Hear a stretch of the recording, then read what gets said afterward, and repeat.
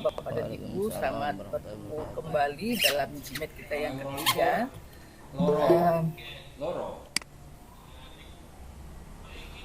Dalam pertemuan ini kita akan ada beberapa hal yang ingin saya tayangkan kepada teman-teman. Nanti kita akan banyak berdiskusi ya, karena kan kalau bahan tayangan aja nggak usah diskusi juga nggak apa-apa. Saya ingin menunjukkan tentang struktur proposal penelitian yang nanti akan Bapak dan Ibu buat. Ikut jalan kok roll ikut gak masuk malah ya. Jalan roll ikut. Dua-dua nggak masuk. Iya lah. Ngene lho. Tahun 2022 malah gak ono nggonku, gak ono sing masuk. Onone 19. Anane 19. 19 iku ono loro masuk siji. Buatan 2020. Ya, baik. Bisa terlihat semuanya? Masuk siji. Bisa Bu. Bisa, ya. Nah, ini adalah sistematika penulisan skripsi yang nanti akan teman-teman buat. Yang pertama itu ada judul ya, judul nanti kalau sudah ketemu masalahnya nanti baru judulnya kita buat. Jadi bisa juga judul sementara dulu untuk menggambarkan permasalahan apa yang ingin kita angkat. Kemudian pernyataan segala macam itu ada. Nanti teman-teman buat abstraknya 2, ada bahasa Indonesia dan bahasa Inggris. Kemudian daftar isi, daftar tabel dan nah, selanjutnya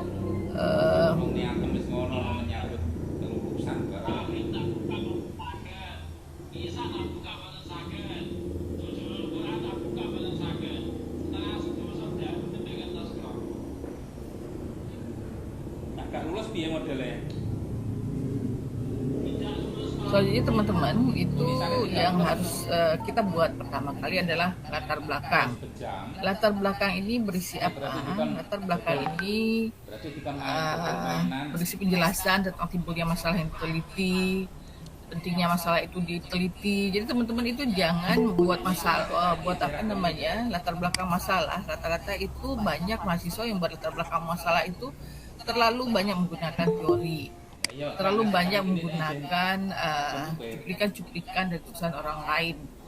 Nah, kalau teman-teman mau buat latar belakang masalah, itu latar belakang masalah itu harus benar-benar membumi. Jangan terlalu awang-awang gitu, terlalu tinggi, sehingga kemudian nggak jelas ini sebenarnya latar belakang masalahnya apa sih. Ya. Kemudian yang perlu dikemukakan alasan rasional dan esensial yang membuat peneliti merasa resah jika penelitian itu tidak dilakukan penelitiannya. Kemudian gejala-gejala kesenjangan yang terlihat misalnya antara teori dengan praktek, ya, antara yang seharusnya dengan yang terjadi di lapangan. Nah, itu boleh diangkat dalam latar belakang masalah. Kemudian kerugian timbul seandainya masalah tersebut tidak diteliti, keuntungan yang diperoleh seandainya masalah tersebut diteliti, kemudian penjelasan singkat. Nah, ini adalah isinya latar belakang. Jadi jangan panjang banget. Pendidikan adalah bla bla bla berdasarkan undang-undang kemudian kebijakan pemerintah terlalu tinggi. Nah, boleh kita membukanya dengan hal-hal seperti itu, tapi kemudian semakin ke bawah itu semakin mengerucut. Jadi kita kalau membuat latar belakang masalah itu dia mengerucut. Makin ke bawah orang makin tahu, oh ini yang maksudnya. Misalnya tentang apa kemarin ya? Tentang apa? Misalnya judulnya salah satu. Kemudian ada yang mengumumkan misalnya apa tentang apa kemarin itu masalahnya siapa yang kemarin bisa kasih contoh siapa? Minat membaca Bu. Minat membaca misalnya ya, tentang minat membaca. Jadi teman-teman bisa membuat latar belakang masalah itu adalah membaca merupakan pepatah mengatakan bahwa membaca merupakan jendela dunia. Nah, undang apa sehingga apa namanya anak-anak di usia sekolah sebenarnya dianjurkan untuk membaca. Kemudian kita lihat di lapangan. Saat ini di lapangan terlihat bahwa anak-anak itu lebih sedikit membaca. Hal ini terlihat dari apa? Satu, misalnya kurangnya jumlah siswa yang meminjam buku di perpustakaan misalnya, atau apalagi kira-kira gejala di lapangan kita lihat. Dan kita bisa menyatakan bahwa itu merupakan satu gejala kurangnya minat baca. Jadi kita juga nggak boleh bikin gejala-gejala sendiri ya. Itu namanya fitnah. Jadi kita nggak boleh memfitnah. Harus gejala itu terlihat di lapangan. Misalnya apa? Kurangnya jumlah siswa yang pembaca buku di perpustakaan misalnya. Yang kedua apa lagi? Gejalanya di lapangan. Sehingga kita bisa mengatakan bahwa benar loh, ini di lapangan anak-anak tuh nggak suka baca. Apa?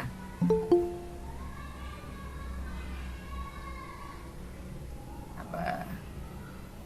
Hah? Kurangnya antusiasme dalam pembelajaran mungkin Bu, kalau di kelas. Kurangnya antusiasme dalam pembelajaran. Kan kita mau intinya baca, tentang minat baca.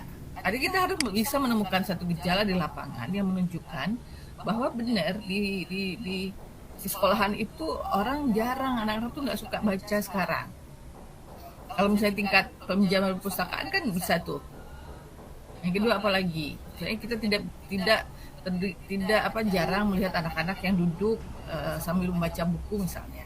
Misalkan Lebih banyak bermain. nah, anak-anak lebih banyak bermain. Ternyata di lapangan terlihat bahwa anak-anak lebih cenderung untuk bermain ketika jam istirahat daripada membaca buku misalnya ya. Nah, itu gejala yang kedua. Apalagi gejala yang ketiga?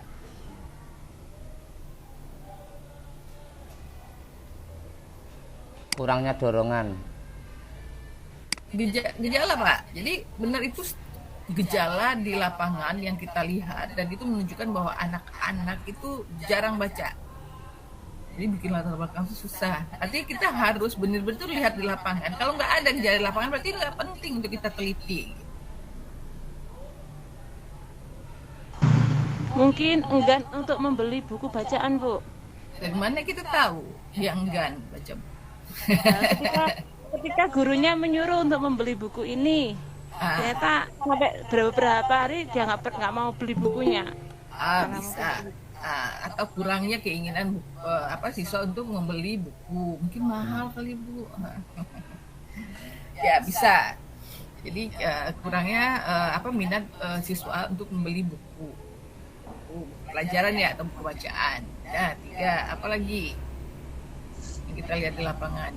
Data kunjungan perpustakaan yang rendah Bu. Nah, data kunjungan di perpustakaan yang rendah. Apalagi? Jadi kayak gitu ya teman-teman. Jadi benar itu di lapangan kita kumpulin dulu datanya. Yang lebih pengaruh handphone. Apa Pak? Yang lebih pengaruh lagi handphone. Nah, bisa hasil wawancara lagi begitu. Jadi kita bisa mencari data penelitian itu dari pengamatan. Jadi observasi. Kita lihat nih, data kunjungan rendah. Anak-anak kebanyakan main daripada baca buku ketika jam istirahat.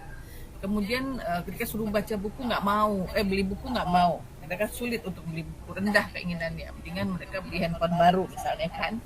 Nah, itu juga gejala. Itu kan dari hasil observasi. Kemudian kita lihat data kunjungan di perpustakaan itu rendah. Kemudian kita boleh mencari data itu lewat wawancara singkat saja. Nah, kita buat di situ. Berdasarkan hasil wawancara dengan beberapa orang siswa, ditemukan bahwa anak-anak itu hanya mau membaca buku itu 2 jam per hari. Nah, hal ini disebabkan karena mereka lebih tertarik menggunakan smartphone dibandingkan dengan membaca buku. Jadi teman-teman boleh. Jadi latar belakang masalah itu hal yang benar-benar terjadi di lapangan. Kemudian kita cari itu lewat apa? Lewat observasi, bisa lewat wawancara, bisa juga lewat dokumentasi. Jadi tadi observasi kita lihat anak-anak sedikit yang di perpustakaan. Data dokumentasinya apa? Data di perpustakaan kita pinjem data kunjungan di perpustakaan, ternyata datanya masih sangat rendah. Gitu ya, membuat latar belakang masalah ya. Jadi jangan satu, membuat latar belakang itu nggak boleh mengawang-awang menghayal setinggi-tingginya. Kita cerita tentang literasi, tentang data dunia, tentang data literasi dunia, itu nggak perlu. Boleh kita masukin, tapi itu hanya sebagai pembuka aja sedikit. Yang lebih banyak kita kemukakan nanti di latar belakang itu adalah hal-hal realita yang terjadi di lapangan. Ya. Nah, jadi kita sudah dapat pembukaannya tadi, kemudian sudah dapat lapangan. Nah, kemudian kita lanjutkan latar belakang masalah itu. Berdasarkan hasil penelitian dari CX di daerah Anu, ditemukan juga bahwa ternyata minat baca siswa rendah. Begitu juga ada beberapa penelitian lagi yang menyatakan juga rendah. Hal ini disebabkan karena smartphone itu. Atau misalnya ada lagi penelitian yang menyatakan bahwa anak-anak terbuka smartphone dengan perpustakaan. Nah, kemudian kita baca lagi pemberitaan di televisi gitu kan. Banyak anak-anak yang tidak mencintai membaca, sehingga kemudian Kementerian Pendidikan dan Kebudayaan ada membuat hari baca nasional kah, atau membuat satu kebijakan satu hari satu buku atau ada apa gitu. Itu boleh kita tuliskan di dalam latar belakang. Ya. Jadi latar belakang itu pembukaannya, kondisi di lapangan, kemudian hasil penelitian sebelumnya.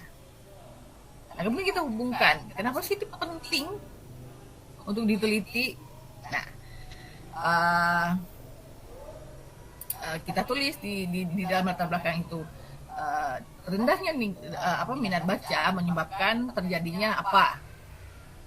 Terjadi apa? Kalau di kelas?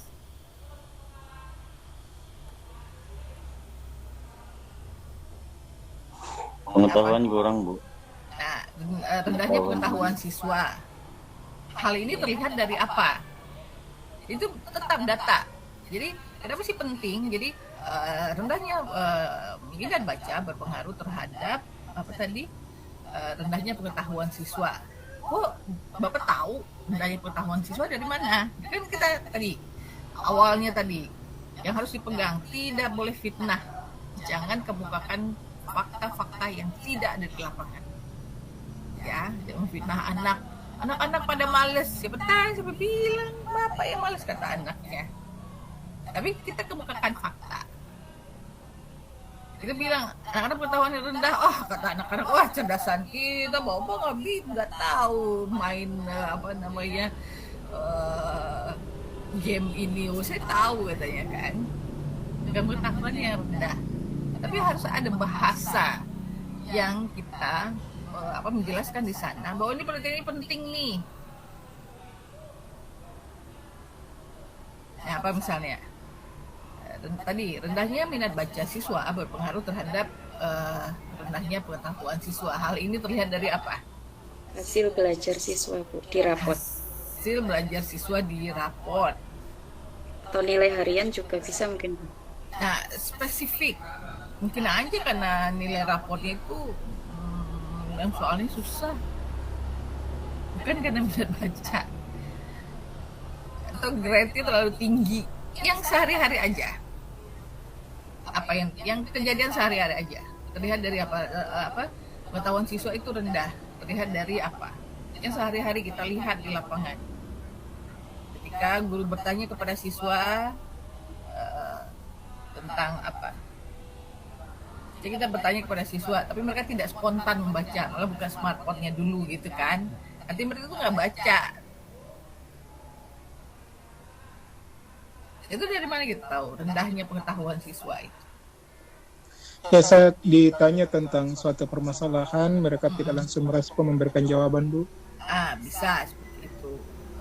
Hal ini terlihat dari ketika guru memberikan pertanyaan, siswa tidak dapat merespon pertanyaan tersebut secara langsung.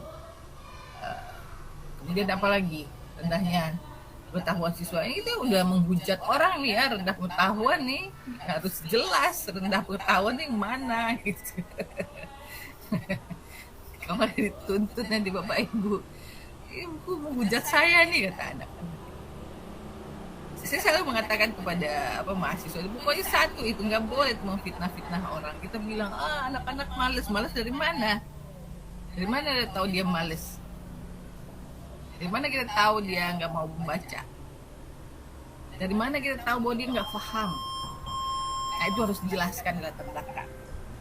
Itu ya, Bapak Ibu ya. Jadi nanti nggak boleh fitnah-fitnah anak-anak. Nggak boleh bilang dia malas, suka terlambat, tidak paham, tidak mengerti dengan apa yang disampaikan guru. Itu nggak boleh tanpa kita memaparkan faktanya. Itu boleh bilang, oh mereka rendah minat bacanya. Dari mana ibu tahu? Satu, ketika saya tanya dia nggak ngerti, tidak bisa menjawab dengan spontan. Kemudian banyak pengetahuan pengetahuan dasar yang seharusnya diketahui oleh anak-anak itu mereka nggak tahu. Nah, kemudian jadi mereka ngerti misalnya Ayu Ting Ting nggak bisa tahu gitu kan, pengetahuan mereka tinggi tapi tidak pada hal-hal pengetahuan yang harus mereka pelajari. Nah, itu yang kita kemukakan di dalam latar belakang masalah ya. Kemudian bisa juga kita ganti bahasanya, bukan berpengaruh terhadap tingkat pengetahuan siswa, tapi berpengaruh terhadap apa. Nah, lanjut, hal ini sejalan dengan penelitian atau jadi kita mau mengaitkan bahwa jika minat baca siswa itu rendah, maka akan berpengaruh tadi terhadap pengetahuan yang rendah, ya. Nah, tadi kita sudah kemukakan hal ini terlihat dari bla bla bla. Kemudian lanjutkan hal ini sesuai dengan teori yang dikemukakan oleh Bapak Anu yang menyatakan bahwa tingginya minat baca akan berpengaruh terhadap apa? Ya, begitu membuat latar belakang. Nah, terkait dengan hal tersebut di atas, rendahnya minat baca siswa, rendahnya nilai siswa, kemudian kurangnya spontanitas siswa dalam menjawab pertanyaan guru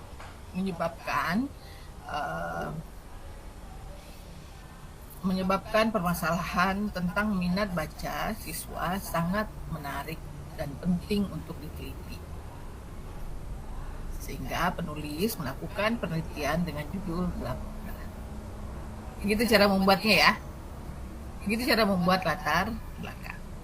Bisa dipahami, teman-teman? Ya, Bu.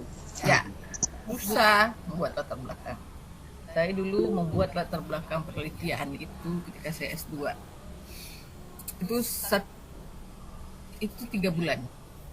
Dan pembimbing saya tetap tidak menyetujui latar belakang. Jadi sampai latar belakang itu 3 bulan, teman-teman. Karena apa? Karena latar belakang itu memang penting banget. Jadi kalau di latar belakang itu udah lemah, itu nggak akan terlihat nih pentingnya si penelitian. Nah, bagaimana caranya supaya latar belakang kita itu runtut, nah kemudian bisa difahami oleh orang lain, maka minta tolong orang lain yang tidak sebidang dengan kita, minta tolong baca. Akhirnya saya menemukan itu. Jadi saya minta tolong, saya kan ambil S2-nya itu di finance, ya. Manajemen keuangan di UGM. Nah, teman saya ada yang tidak orang finance, tapi dia orang sosiologi. Saya tolong bilang sama dia, tolong baca latar belakang saya. Kenapa kok bimbing saya itu 3 bulan itu enggak. Pokoknya dia bilang, ini belum runut, ini belum jelas, permasalahannya apa, ini apa pentingnya gitu kan. Nah, saya minta tolong teman saya itu membaca, kemudian kita diskusi. Nah, apa yang terjadi dari diskusi itu, dia nanya, ini ya kamu maksud dengan istilah ini apa? Oh, ini maksudnya gitu kan. Tuliskan di sana. Saya tulis. Kemudian ini kok saya nggak paham ya antara satu paragraf ini dengan paragraf yang kedua.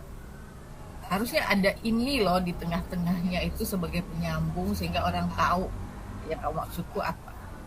Saya tambahkan. Gitu terus akhirnya apa? Setelah dibaca oleh teman saya yang bukan satu bidang ya, dia bukan orang finance, besoknya saya kasih lagi ke dosen itu latar belakang saya langsung diterima, langsung di-ACC. Jadi kalau yang baca itu temen sejawat sama-sama guru, itu mereka bilang, udah bagus. Kenapa? Karena dia paham apa, meskipun kita banyak hidden kalimat-kalimat yang hidden ya, yang nggak kita sampaikan, jadi kalimat goib gitu, dan dia ngerti. Kenapa? Karena kita satu bidang.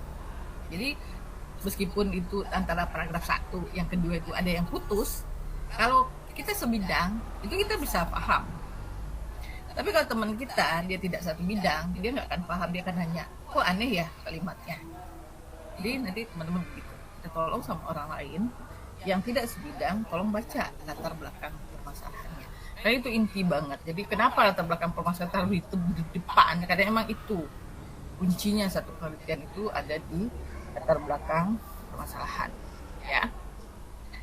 Nah kemudian kalau sudah selesai itu si latar belakang masalah, kita lanjut ke rumusan masalah.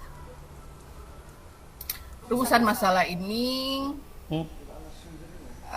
mengidentifikasi variabel-variabel penelitian metode penelitian ini kalau panggil gawe proposal. Nanti ada definisi operasional, ada variabel, tapi kalau misalnya kualitatif research itu nggak ada variabelnya. Kemudian rumusan masalah dinyatakan dalam bentuk tanya setelah didahului uraian tentang masalah penelitian. Variabel teliti dan kaitan antara satu dengan yang lainnya. Kemudian definisi operasional dirumuskan untuk setiap variabel harus melahirkan indikator di setiap variabel. Ini kalau teman-teman nanti menggunakan metodologi penelitiannya kuantitatif. Jadi nanti harus ada indikator, ada variabel, ada indikatornya. Nah, kalau tadi kan penelitiannya kualitatif ya. Yang tadi contoh kita adalah permasalah rendahnya nilai baca anak-anak di sekolah, itu kan ya tadi ya, yang judul yang pertama itu nanti kita akan olah dengan kualitatif research. Nanti kita akan bertanya apa kira-kira rumusan masalahnya, apa yang kita tahu dari rendahnya nilai minat baca itu,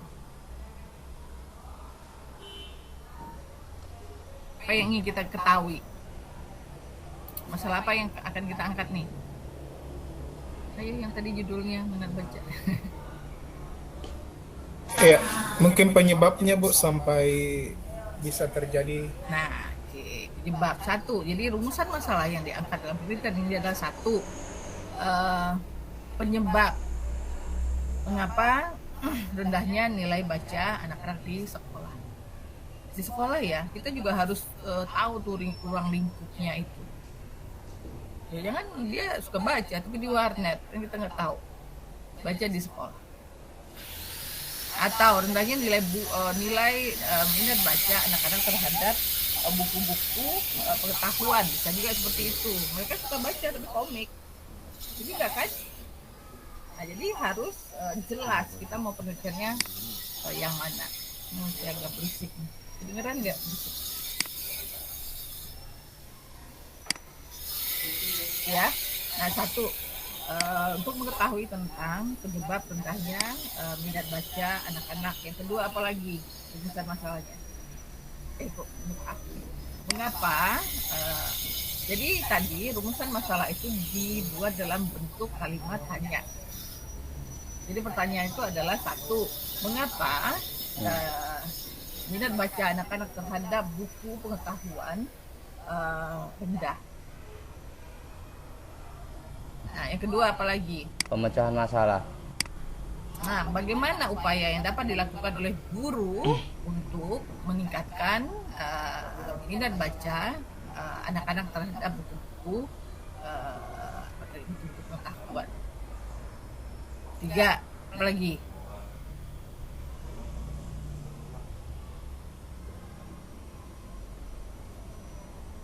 Minat baca tuh di sekolah aja, atau ada nggak sih pengaruh lingkungan? Bisa juga kalau misalnya kita membuat bagaimana upaya yang dapat dilakukan oleh orang tua untuk meningkatkan minat baca, itu dia rumusan masalah kalau judulnya itu adalah kualitatif research. Ya. Nah, Bagaimana kalau penelitian itu kuantitatif riset? Kuantitatif itu nanti kan kita menguji beberapa variabel. Nanti kita uji apa misalnya tentang minat baca juga. Kalau ada 2 variabel yang kita anggap itu berpengaruh, apa kira-kira yang berpengaruh terhadap variabel minat baca?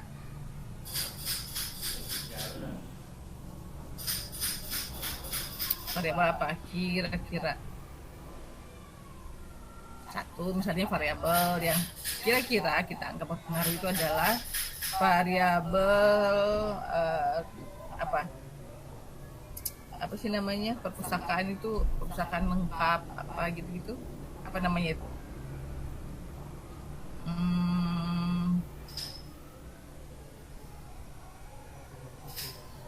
apa variabelnya, pengaruh titik-titik dan titik-titik terhadap minat baca siswa. Kira-kira apa? Menurut kita sekarang nih, kita nggak baca teori ya. Orang linear ya? Kira-kira apa yang berpengaruh? Linear ya? Oke. Kepandaian dalam berbicara. Pandai Yang baik mah pakai SD ya linear apa? berpengaruh terhadap minat Pakai SD baca, dia baik. berpengaruh terhadap. Jadi ini yang kita lihat itu adalah apa Yang linear yang yang mempengaruhi anak itu ijazah suka ya kamu membaca. yang baik.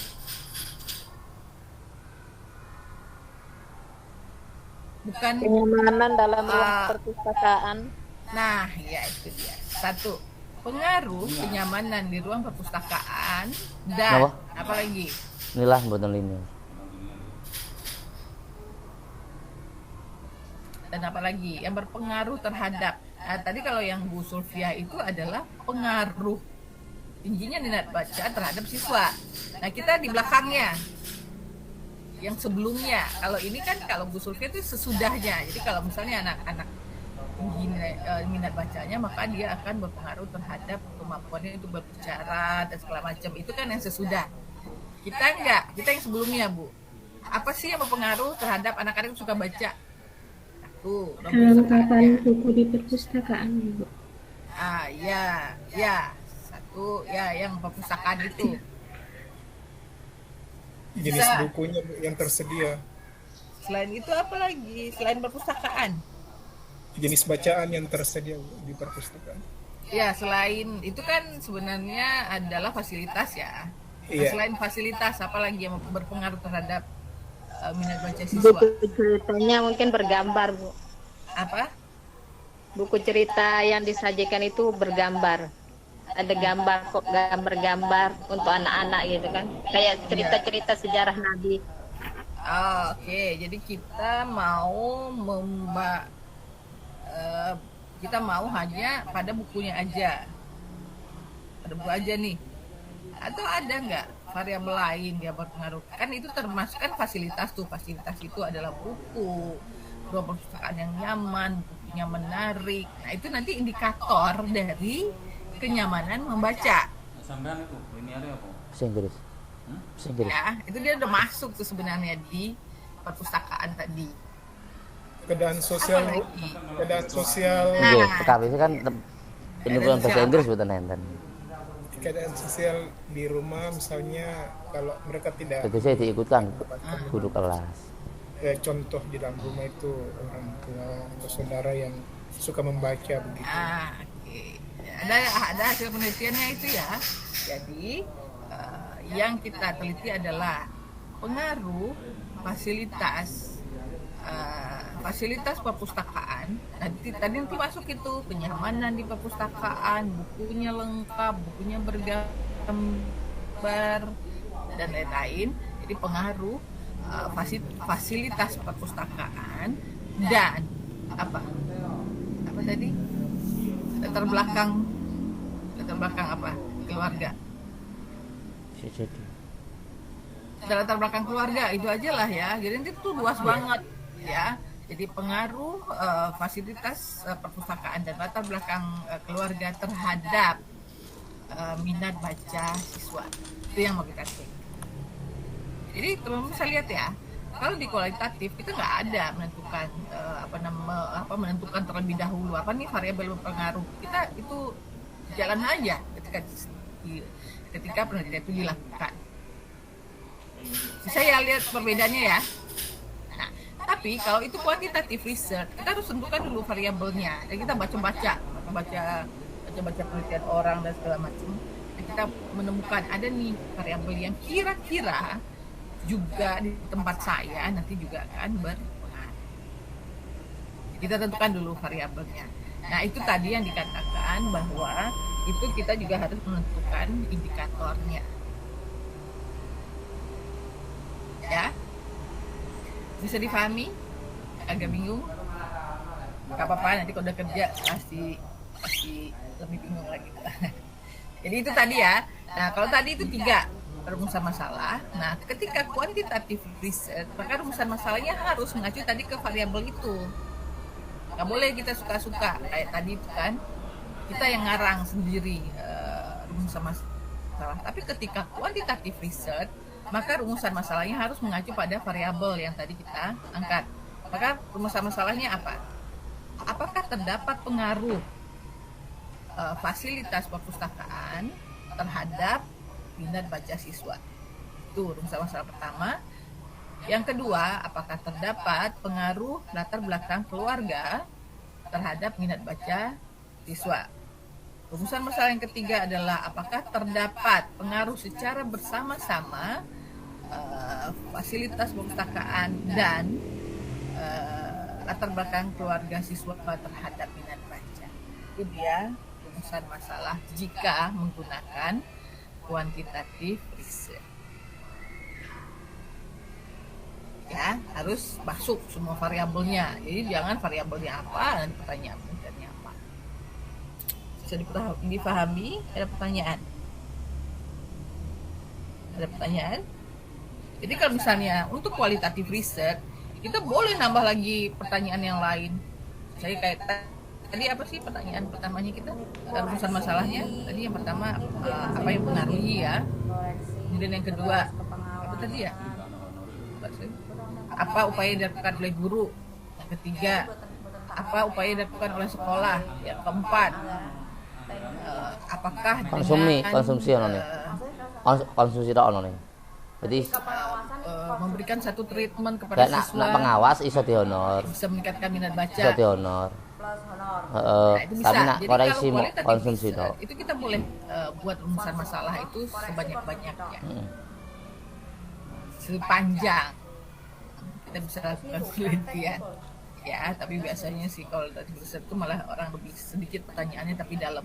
Tapi kalau quantitative research itu kita ketika membuat rumusan masalah itu sangat terikat dengan variabel-variabel yang akan kita. Ya, sampai di sini paham ya? Kemudian tujuan dan manfaat penelitian nanti merujuk aja tujuan manfaat penelitian itu merujuk kepada rumusan masalah. Jadi kalau tadi masalahnya ingin mencari misalnya qualitative research tadi apa yang menyebabkan rendahnya nilai baca, maka tujuan penelitiannya itu adalah untuk mengetahui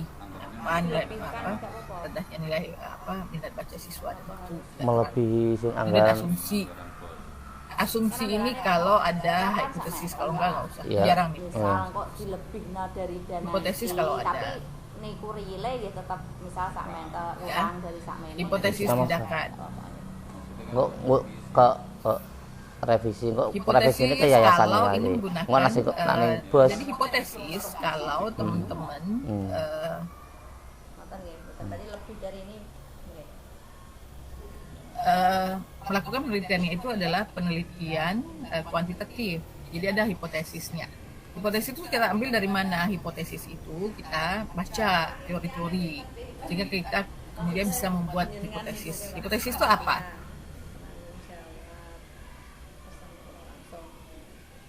Apa hipotesis? Hipotesis itu adalah jawaban sementara dari pertanyaan penelitian. Kayak tadi ya. Rumusan masalah kita yang pertama itu adalah rumusan masalah kita tadi yang pertama apa? Apakah fasilitas perpustakaan berpengaruh terhadap minat baca. Nah, kita baca teori-teori, ada teori dari orang perpustakaan, ada teori tentang minat baca dan segala macam. Kita bisa menyimpulkan. Jadi berdasarkan teori-teori yang di atas, maka hipotesis yang diajukan dalam penelitian ini adalah satu, bahwa fasilitas ruang baca yang terdiri dari satu. Nah, indikatornya kita masukin di situ. Perpustakaan yang terdiri dari satu, kenyamanan ruang baca, keragaman buku, banyaknya buku yang bergambar, apalagi penanggung jawab, ketua, biasanya apa sih nih? Staff, nah, terhadap empat. Biasanya ketua iku tak gawe minat iku baca 50 secara signifikan. penanggung jawab sih. Itu hipotesis yang pertama. 400. Jadi hipotesisnya juga merujuk pada rumusan masalah yang kita ajukan. Itu untuk kuantitatif riset. Tapi kalau kualitatif riset itu tidak ada hipotesisnya. Jadi kualitatif riset itu tanpa hipotesis. 300. Kemudian yang kedua, kalau tadi hipotesisnya adalah bahwa latar belakang keluarga yang terdiri dari pendidikan orang tua, lokasi tinggal, apalagi yang kita jadikan sebagai indikator berpengaruh terhadap minat baca siswa secara signifikan. Ya, kemudian hipotesis yang ketiga adalah bahwa fasilitas perpustakaan dan latar belakang keluarga siswa berpengaruh secara signifikan terhadap minat baca siswa. Nah, itu dia hipotesis yang kita ajukan dalam penelitian. Nah, kemudian lokasi dan sampel penelitian. Jadi teman-teman ini tergantung dari nanti urutannya itu tergantung dari masing-masing kampus ya. Ada yang hipotesis ini ada di bab 3. Jadi sesudah tujuan dan manfaat penelitian langsung ke ini kajian pustaka. Hipotesis tindakan, metode penelitian dan lokasi ini ditaruhnya di bab 3. Ada yang seperti itu. Nanti kita lihat kalau yang di UIN Gunung Jati itu seperti apa. Ya, ini hanya tempat aja. Nah, ada yang sesudah rumusan masalah, kemudian tujuan penelitian, manfaat penelitian langsung ke kajian pustaka. Ya, atau kerangka teoritis. Ya. Kita gunakan teori-teori utama. Penelitian terdahulu, kemudian posisi teoretik peneliti. Ya. Nah, ada hal yang ingin saya sampaikan kepada teman-teman tentang kajian pustaka. Teori-teori utama. Teori-teori utama kira-kira apa teori utama yang akan kita acu dalam penelitian tentang minat baca? Satu, tentang apa?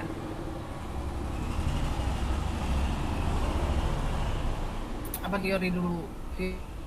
Teori utamanya dulu kira-kira.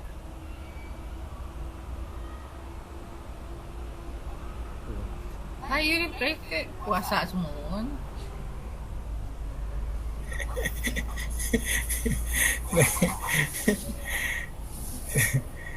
Apa teorinya?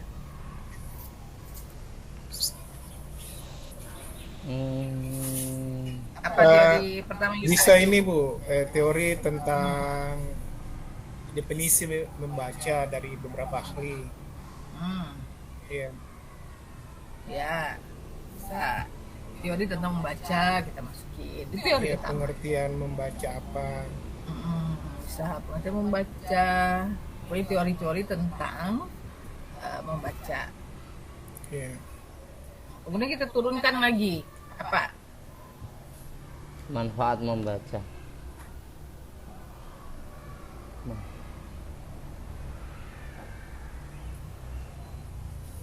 Teori tentang manfaat membaca. Teori tentang manfaat membaca.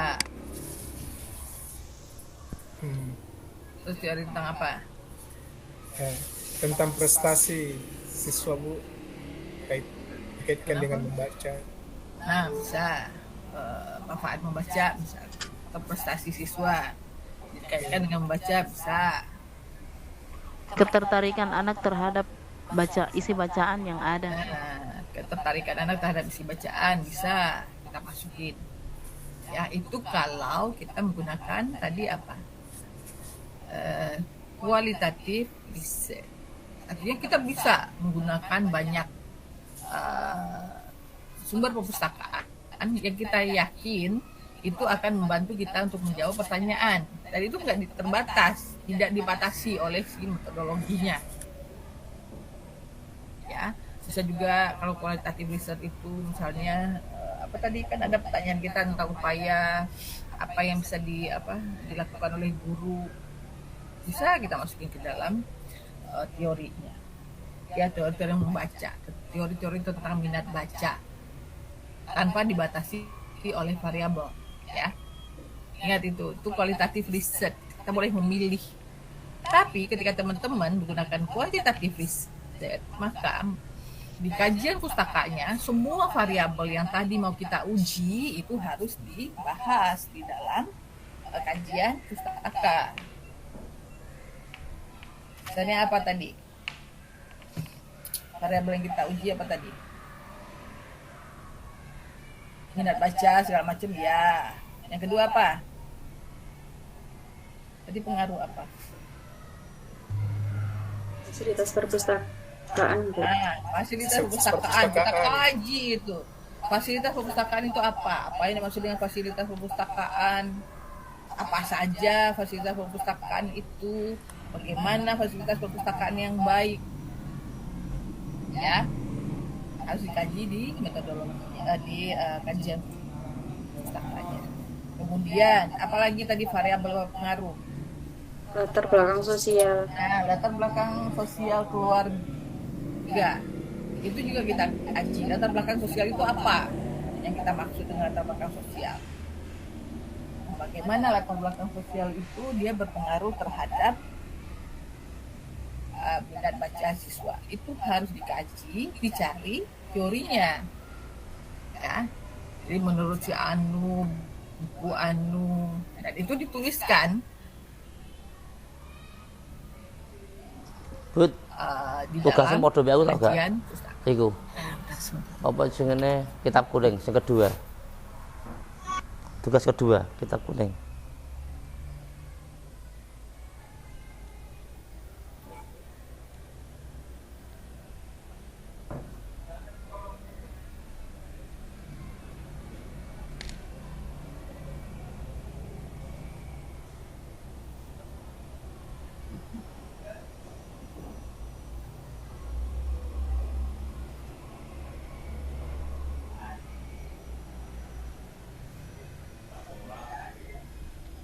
Hah?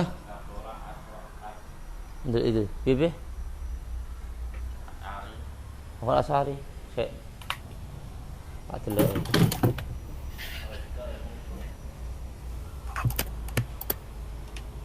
Iku sing kedua iku. Hah? Ora sing kedua. Ada yang mau ditanyakan sing kedua. Ada yang mau ditanyakan tentang perpustakaan. Udah tahu cara menulisnya? Menuliskannya? Aku mandiri lagi kedua kok. Iya. Perkara ini gue presentasi terus. Kajian pusaka itu. Kok bisa presentasi no? Carilah di internet. Jadi nanti jangan lupa ya, kelompok. yang harus kita tuliskan di dalam ketika membuat kajian pusaka itu adalah harus lengkap. Kita ngutipnya dari mana? Aku. Ya, bagaimana cara pengutipan? Misalnya ada teori dari Wahyono Wahyudi tahun 2010 tentang minat baca yang menyatakan bahwa minat baca tidak diperlukan pada usia dini. Iya. Bagaimana cara kita mengutip? Wahyudi Wahyono 2015 dia menyatakan minat baca nggak perlu di usia dini. Bagaimana cara membuatnya di dalam perpustakaan? Yo. Kalau wajib ya? Iya. Kalau wajibun waladi. Lah iya. Namanya Wahyudi Wahyono. Segarap sapa gak kae? Bagaimana Sing berita sapa kae? Di dalam buku atau di dalam jurnal itu? Di dalam jurnal. Jadi penelitiannya Wahyudi Wahyono itu dia menemukan bahwa ternyata untuk anak-anak usia di bawah 9 tahun itu minat baca itu nggak penting.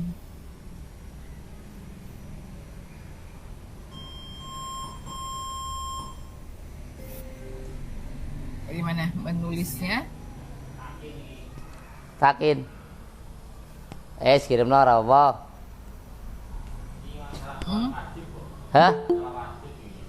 Lah iya. Jadi ada teori nih, menurut Sing iku sing buat kae. minat baca itu penting ditanamkan semenjak anak-anak dari kecil. Bakri 2000 menurut Bakri Muhammad menurut Muhammad Bakri tahun 2009 minat baca itu penting ditanamkan sejak dini. Tapi tadi menurut penelitiannya siapa tadi Wahyudi Wahyono 2015 ternyata nggak penting. Anak-anak yang usia dini tidak perlu memiliki minat baca yang tinggi. Oke, gimana cara kita membuat di kerangka perpustakaannya?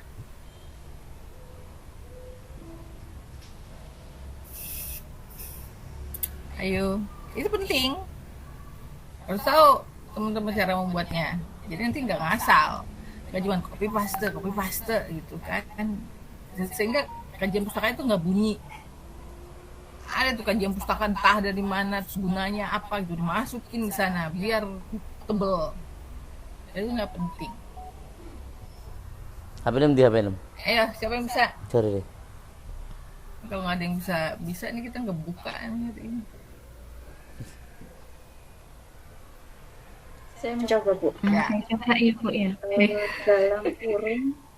Siapa? Mbak Anis. Nah, Mbak Anis Silakan dulu Bu deh. Tuti aja, silakan Bu Tuti. Bu Tuti apa Mbak Anis? Bu Anis dulu aja, Bu. Kenapa lempar-lemparan? Ayo, Mbak Anis duluan. Namanya dibalik, terus di dalam kurung ya Bu, namanya dibalik lalu tahunnya. Seperti itu, terus halaman berapa yang dikutip seperti itu. Nah, oke.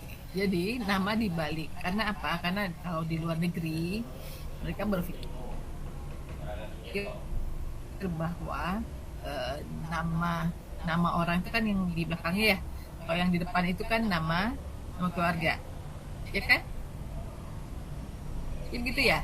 Kenapa nama itu dibalik?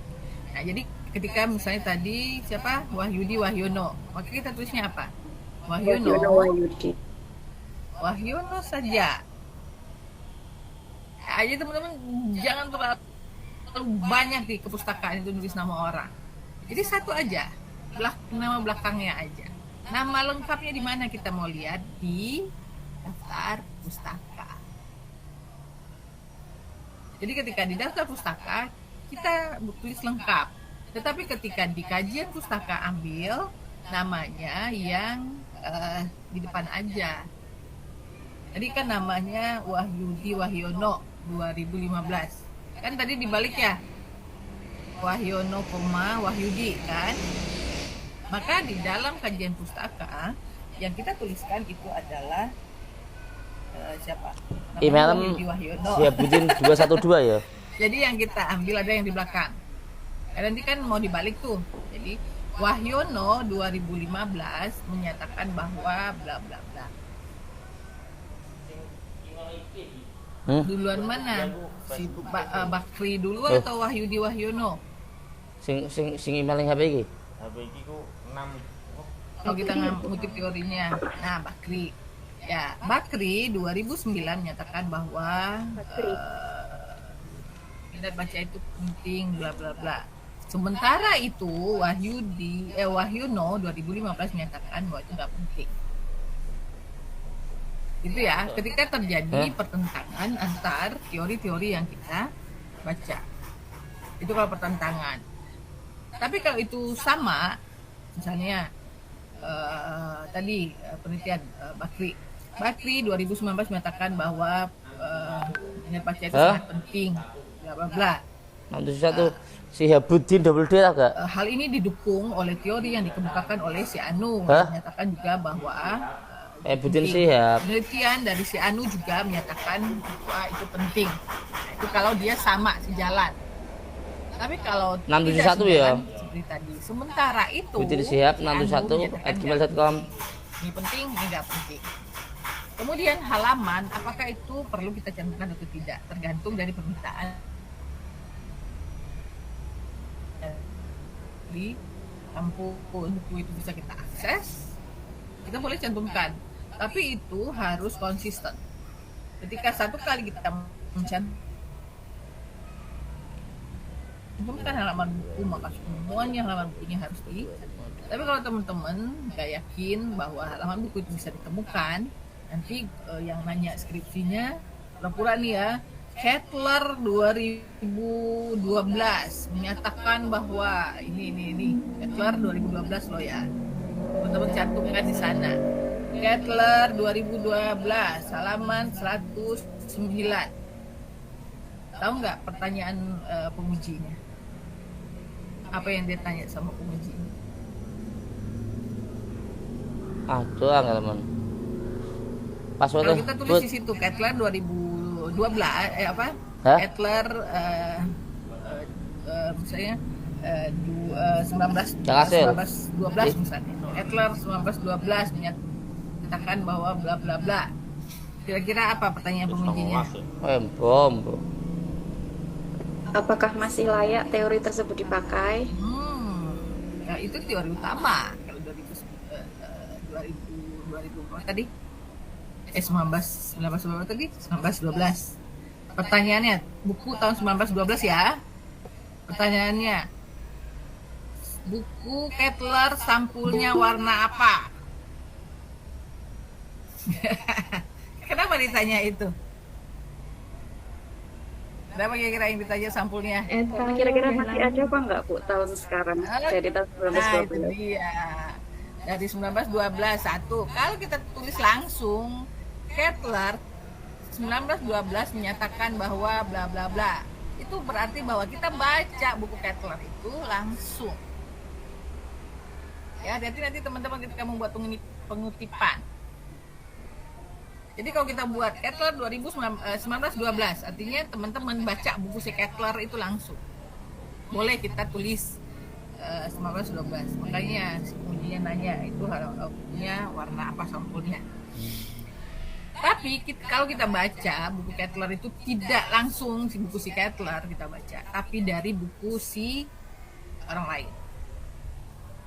Maka kita tulis Kettler dalam Ahmadi 2020. Nah, agar tidak absen. Pas kan? Jadi Caranya. kita nggak baca langsung nih buku si Kettler, tapi dari buku Ahmadi halaman sekian. Boleh. Tapi rada suwe. Jangan coba-coba menulis untuk SW. Perpustakaan Kettler 1912 halaman 117. Ya. 0,3. Nah wis tanggal 30 dino. Engko tak ijolno iki. Jadi mau tiap hari ya, jadi begitu kene. Jadi ketika kita tidak goleki alamate ning kene iki. Bookmark Kettler jenenge 2019 dalam Ahmadi ning gone Chrome halaman 117 itu. Nah, engko dan konsisten semua. Ya tiap hari kok sekarang. Tiap hari. Lah kok nabar jujur. Iku kan kok pertama mlebune ning kene. Kita mengatakan bahwa saya nggak baca. Ketika jeneng ngene, itu kan moro ngene main. Tapi di halaman teman-teman harus punya itu buku. Harus lihat itu. Benar-benar di halaman 119. Terus iki kan wis. Ya. Jadi dalam penulisan agar tulisannya sukses berarti ya wis. Karya ilmiah ini satu hal yang harus kita ingat ya, dari kemarin kita sampaikan adalah kejujuran ilmiah. Bahwa saya langsung baca bukunya. Saya nggak langsung lo baca bukunya, tapi saya baca bukunya dari Ahmadi. Ada lagi yang lebih apa namanya, lebih menyedihkan lagi. Udah baca buku Kettler lewat buku Ahmadi, lewat www. Nggak usah deh itu jadi perpustakaan. Kettler dalam Ahmadi, dalam www. Jadi sebenarnya saya bacanya lewat internet gitu kan, tidak baca secara langsung. Tapi itu kita jujur, kita katakan bahwa saya bacanya lewat internet, lewat skripsi orang. Kalau membacanya pakai e-book, itu namanya kejujuran. Kalau pakainya e-book boleh, kalau baca buku pakai e-book boleh Pak. Jadi kalau nggak apa-apa, ketika nanti teman-teman bacanya lewat e-book boleh langsung. Bukunya Kettler tahun 1912, tapi itu ada e-booknya dan kita temukan buku itu, kita tulis Kettler 1912, judulnya anu. Nah, tapi di kepustakaan tulis bahwa buku Kettler itu kita temukan di e-book, kan ada www-nya tuh, tulis www. Jadi kita nggak baca buku si Kettler itu secara secara langsung kita pegang bukunya, tapi kita bacanya lewat e-book. Teman-teman yang mau mengunduh e-book www ini, ya boleh. Jadi kita tulis dulu Kettler segala macam itu secara lengkap. Dalam www ini diunduh pada tanggal sekian. Jangan lupa kalau misalnya kita mengunduh kepustakaan itu ditulis diunduhnya kapan. Diunduh pada hari Selasa tanggal 19 Maret 2023. Kenapa? Karena bisa aja ada orang yang mau mengunduh lagi itu udah nggak ada. Kita bilang, kata si pengujinya, saya mengunduh ini nggak ada. Ya mengunduhnya kapan? Barusan ya. Saya mengunduhnya tahun kemarin. Ada, bisa aja sekarang udah nggak ada. Gitu ya. Jadi ketika kita menulis itu benar-benar jujur, semuanya kita tuliskan. Saya nggak baca langsung, saya ngunduhnya di saya memparafrasenya, itu kita tuliskan semua. Sehingga kita tidak boleh mengatakan ini pendapat saya, ini saya temukan di padahal enggak. Oke ya teman-teman ya.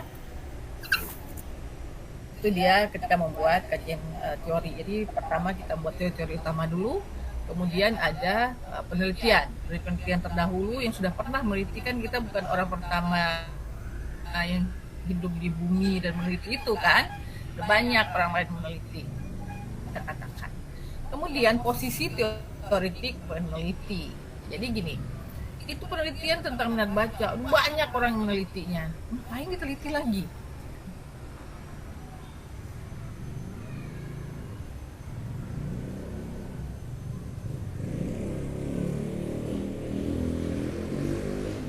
Kita harus tuliskan di dalam oleh kita. Nah, kita tuliskan di sana. Jadi misalnya tadi penelitian Budowi mengatakan bahwa minat baca itu disebabkan karena latar belakang sosiologis keluarga. Sementara penelitian si Ahmadi menyatakan bahwa rendahnya minat baca karena faktor ekonomi. Ada lagi yang menyatakan bahwa rendahnya nilai baca itu disebabkan karena banyaknya smartphone saat ini. Ada lagi penelitian itu kan penelitian ya. Jadi posisi si peneliti itu tidak terhadap teori, karena kita kan nggak ngembangin teori ini, kita kan penelitian, melakukan penelitian lanjutan. Jadi jangan teori enggak, kita tidak berdiri di posisinya para teoritis itu, tapi teman-teman berada di posisinya para peneliti yang juga melakukan penelitian terhadap teori yang sudah ada, gitu ya. Sehingga kita mengatakan, jadi yang kita jelaskan ketika membuat posisi teoretik peneliti itu adalah berdasarkan penelitian yang lalu, yang si Anu. Nah, kita lihat bahwa ada satu celah tentang fasilitas perpustakaan ini belum diteliti orang. Nah, maka kita berada di posisi kita mau meneliti apakah fasilitas perpustakaan ini berpengaruh juga terhadap minat baca. Ya, itu kalau kita menulis tentang posisi teoretik peneliti. Ada pertanyaan? Jadi nulisnya kayak tadi. Si A meneliti begini, minat baca disebabkan oleh si B menyatakan minat baca disebabkan oleh. Nah, sementara itu belum banyak penelitian yang memaparkan tentang pengaruh fasilitas perpustakaan terhadap minat baca, sehingga penulis tertarik. Sementara di teorinya nih, tapi belum ada yang melakukan penelitian. Jangan lupa ya, di teori itu kita cari kapasitas perpustakaan.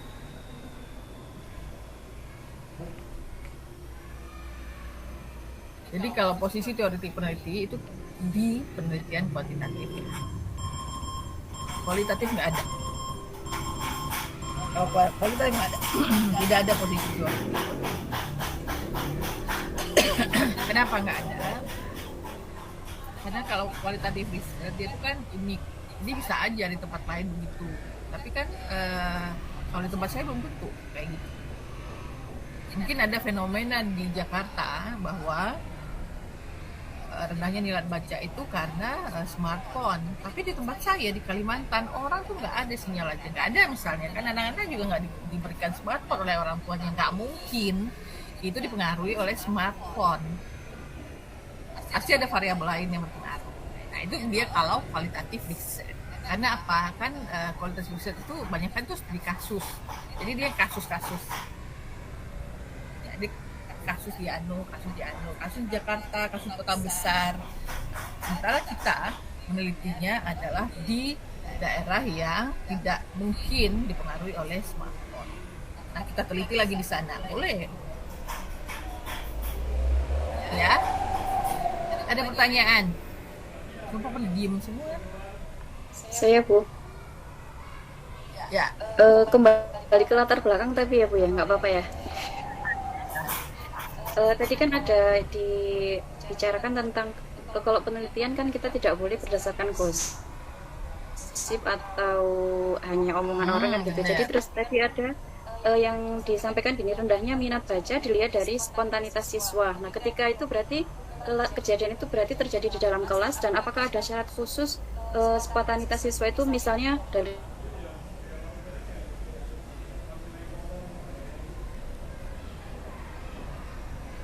suara di mana kan? Nah, itu tadi, jadi nggak boleh fitnah, nggak boleh gosip. Satu lagi itu nggak boleh memfitnah. Jadi boleh kita terus ini. Jadi hal ini didasarkan pada observasi di kelas dari ini hanya. Buatan normal ya wifi ini nih. Malah lebih. Wifi ini buatan stabil. Itu data banget. Jika ketika kita ujian itu maksudnya ya. Jadi data itu kalau bisa sedetil mungkin. Itu Mbak. Terima kasih Bu. Berarti kita harus buat itu dulu Bu ya, catatan lapangan seperti itu ya? Iya. Atau pakai angket atau bagaimana Bu yang untuk yang spontanitas siswa ini? Atau kita sendiri yang membuat observasi melihatnya? Nah, boleh. Jadi kalau kita mau agak repot dikit, angket. Penelitian pendahuluan. Penelitian pendahuluan menunjukkan bahwa bla bla bla. Kita kasih angket dulu ke anak-anak. Tapi kalau ya pendahuluan lagi, waktu lagi observasi aja.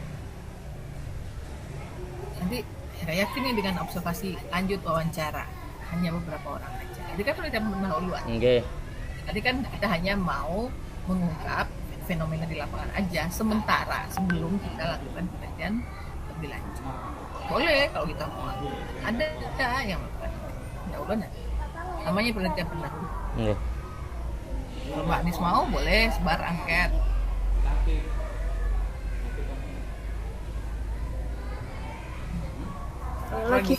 Lagi Bu.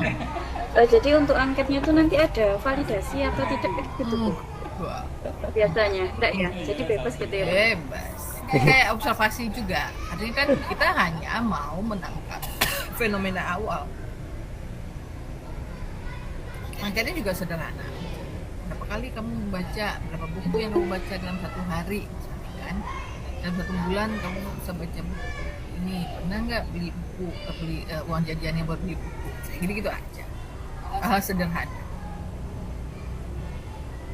Jadi baru kita tulis tuh berdasarkan penelitian awal bukan bahwa anak-anak hanya baca buku itu dalam satu minggu itu hanya 2 jam, kebanyakan main handphone. Ya, Anak-anak tidak suka membelanjakan uang itu beli buku. Kenapa? Mahal katanya. Mereka lebih tertarik membeli hal-hal yang lain yang tidak buku. Itu penelitian lapang. Itu malah lebih bagus. Itu valid banget data awalnya. Sehingga kita udah tahu nih permasalahannya. Itu bagus. Baik, terima kasih Bu Rini. Iya. Silakan yang lain. Sudah oke, yang lain ya. Nah, sesudah kajian pustaka ini, kemudian metode penelitian, ada lokasi dan waktu penelitian di mana. Ini wajib kita bentar Bu. Ya. Saya Bu mau bertanya. Ya, silakan Pak Agus. Ya. Mohon maaf, saya kembali ke tinjauan pustaka. Itu dalam mengutip kalimat, mengutip kajian pustaka, apakah harus totalitas kata-kata di dalam buku itu yang kita pindahkan atau bisa dikembangkan begitu? Nah, caranya kita menuliskan pustaka. Jadi ada dua, teman-teman. Boleh kita kutip, itu kutipan nasu. Ya, misalnya itu kalau kita mau menuliskan tentang definisi. Ya, misalnya Warjono 2023 menyatakan menjelaskan bahwa membaca adalah satu kegiatan yang dilakukan oleh seseorang apa gitu kan. Itu kutipan langsung, itu definisi. Itu wajib kita tuliskan secara utuh. Kalau itu definisi. Ya. Kemudian apa lagi yang harus dituliskan secara utuh? Prosedur misalnya, kayak tadi.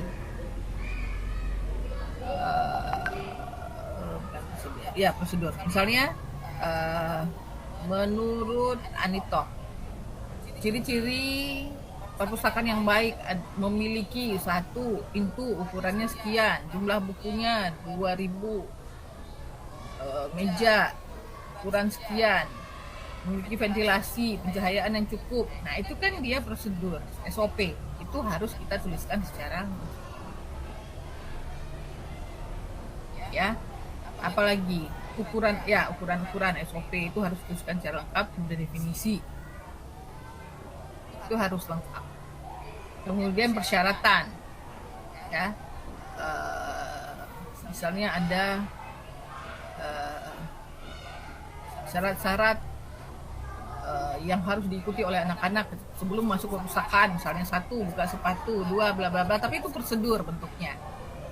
Nah, itu kita tuliskan secara. Tapi kalau itu tidak definisi, kemudian tidak juga berupa prosedur, itu boleh kita parafrase, boleh kita tulis ulang tanpa harus sama dengan yang dituliskan oleh si penulis buku itu. Tetapi jangan sampai salah persepsi. Kita nggak boleh mengulang tulisan orang dengan persepsi yang salah. Misalnya tadi kayak hasil penelitian, misalnya ya, Wahyudi menyatakan bahwa misalnya apa tadi itu minat baca itu tidak penting untuk anak-anak di usia dini. Itu kan dia hasil penelitian secara lengkap. Kan kita baca di abstrak, kita boleh parafrase.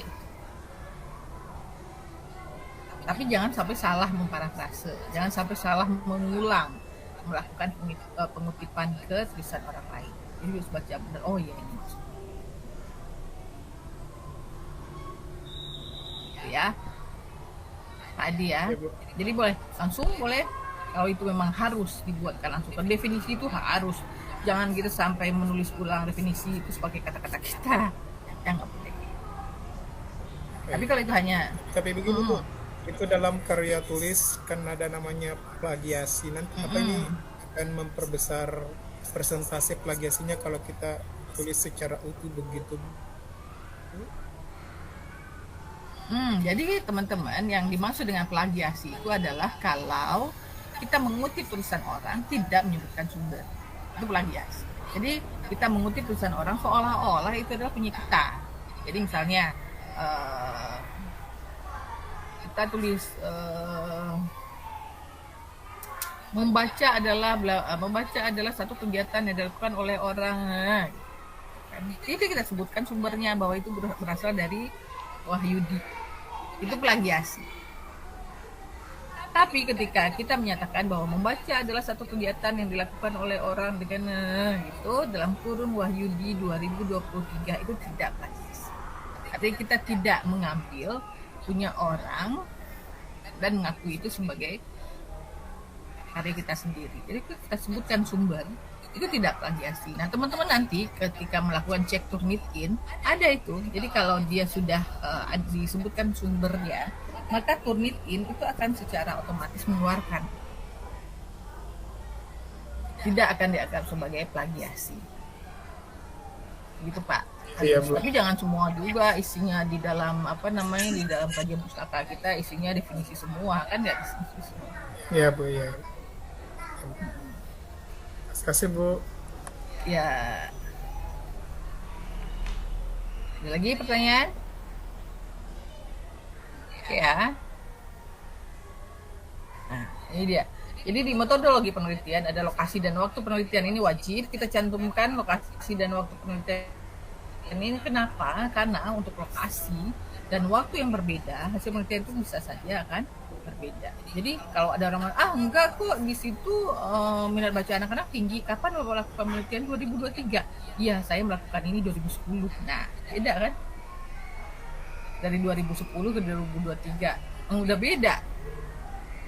Sehingga makanya waktu penelitian itu harus kita cantumkan. Ya. Kemudian subjek penelitian. Sebutkan siswa yang jadi sasaran PTK. Subjek penelitian ini adalah anak-anak. Teman-teman terserah mau penelitian itu satu sekolah lah ya. Kalau misalnya cuma sekelas mah, kurang keren itu penelitiannya. Kalau bisa sih beberapa sekolah. Penelitian ini dilakukan pada gugus. Nah, keren. Ya, jadi sampel kita tuh besar. Semakin kecil sampel itu, maka itu semakin tidak representatif penelitian yang kita lakukan. Penelitian ini dilakukan kalau ini bukan PTK ya, tapi penelitian yang kuantitatif. Kalau PTK memang harus di kelas kita. Tapi kalau teman-teman melakukan penelitian yang kayak tadi, qualitative research atau quantitative research, maka harus memperhitungkan jumlah sampelnya. Kuantitatif dan kuantitatif research itu jangan sampelnya hanya. Penelitian ini dilakukan pada siswa kelas 5 SD ya cuma sekelas. Capek-capek doang itu penelitian. Tidak bisa hasil penelitian itu tidak bisa kita generalisasi.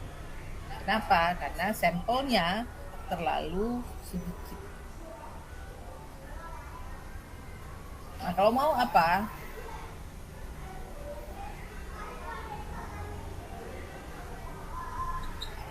Sebenarnya minat baca itu penting ketika anak-anak itu di usia 10 sampai 12. Maka untuk sampelnya kita buat penelitian ini untuk subjek penelitiannya ya, kita sebutnya itu sebagai sampel populasi dan sampelnya penelitian kita. Maka populasinya atau sampel penelitian yang kita ambil itu adalah anak-anak yang berada di kelas kalau usia 10 sampai 12. Berarti anak-anak yang berada di kelas 4, 5, 6. Ya, populasinya adalah anak-anak di kelas 4, 5, 6 di desa itu atau di kewilayahan itu ada yang agak berdekatan lah. Ada 3 sekolah misalnya, atau ada 5 sekolah. Siswa kelas 3, 4, 5 di 5 sekolah. Nah, nanti ditanya orang, kenapa 5 sekolah? Sekolah itu berdekatan. Kira-kira itu budayanya sama, latar belakang masyarakatnya sama, maka dipakailah sampelnya anak-anak di 5 sekolah itu. Atau kalau mau yang cakep itu satu gugus, satu kecamatan. Gugus itu kecamatan ya? Gugus bukan ya? Itu kecamatan ya? Gugus itu apa? Kalau di Kemenak ada gugus nggak sih? KKM Bu. Apa namanya? KKM? KKM. KKM itu apa? Kelompok kerja madrasah, insya Allah seperti itu. Ya. Yang kalau di sekolah negeri itu namanya gugus. Kalau yang apa namanya, yang Kemdikbud ya. Ada satu gugus. Jadi satu kecamatan itu nanti dibagi-bagi lagi beberapa gugus. Nah, oke. Jadi boleh kalau misalnya ibu nanti ngambil tidak di sekolah sendiri, tetapi di sekolah yang berada pada satu KKM. KKM itu ada namanya, KKM Anu gitu ya? Iya. Iya. Iya Bu. Nah, misalnya KKM Muara Jambi. Jadi penelitian ini dilakukan pada ya yang menjadi subjek penelitian ini adalah siswa di kelas 4, 5, 6. Ada gugus KKM Muara Jambi. Jadi penelitian subjek penelitiannya besar. Oh kecil mah ya. Cuma capek-capek doang. Kecuali kalau mau PTK di kelas. Ada yang keberatan dengan subjek penelitiannya yang besar? Teman-teman kan punya kewajiban nih, harus mempublish kan. Ini ada penelitiannya dipublish loh jurnalnya. Nah kalau misalnya jurnal di SD Muarubungu, di SD 4 Muarubungu, ya cuma satu.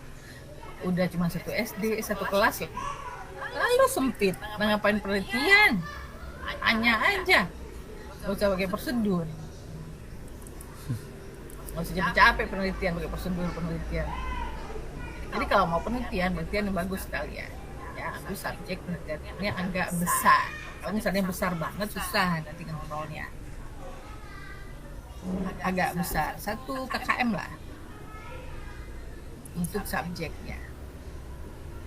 Ya, oke. Banyak Bu 1 KKM itu. Kan kelas 3, 4, 5, 6. Nah nanti begini cara membuat. Nanti di subjek penelitian itu kan populasinya itu adalah siswa 4, 5, 6 atau misalnya kelas 4 susah nih kalau kita suruh si angket 5, 6 aja boleh ya. Yang menjadi populasi itu adalah siswa kelas 5 dan 6 di KKM Muaro katanya. Itu kan populasi. Sampling itu kan ada hitung-hitungannya. Sampling ada yang 10% dari populasi diambil. Nanti ada teorinya tentang sampling. Berapa yang apa namanya? Yang bisa kita ambil. Ini nggak semuanya kita lakukan. Itu kalau dari kuantitatif ya. Tidak semuanya. Kalau kuantitatif. Subjek. Jadi nanti dari populasi yang besar itu yang banyak, nanti paling 10%-nya kita ambil dia menjadi ya paling 50-an. Kalau ada 500 berarti samplingnya 50. Kalau 10%. Tapi ada lagi teori yang lain nggak sampai 10%. Dan sampling dilakukan secara acak. Bu Rini, saya tanya lagi. Jadi untuk sampling tadi berarti ada syarat khusus ya Bu? Harus sama-sama, misalnya sama-sama kurang minatnya kurang gitu. Jadi nggak asal ambil sampel gitu ya Bu ya? Enggak, jadi kalau misalnya untuk sekolah biasanya kan kita fenomenanya kita lihat di sekolahan kita nih.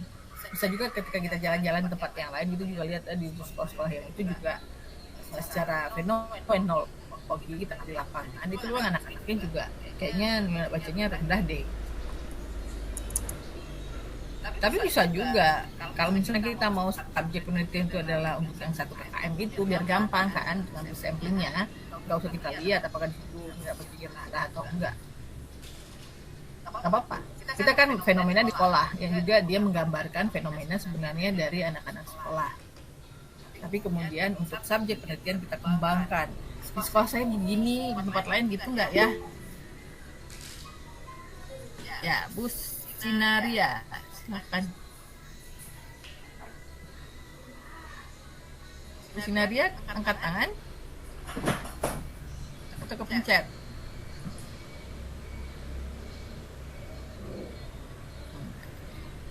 Begitu Mbak Anis ya.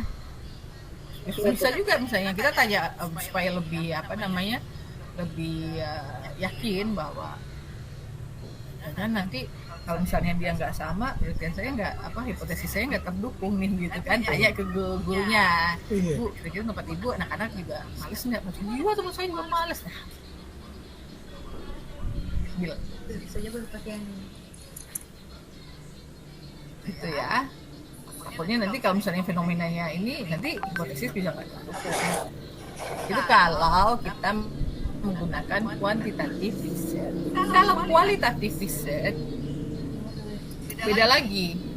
Kalau itu kualitatif riset, maka yang menjadi subjek penelitian itu boleh hanya sedikit saja.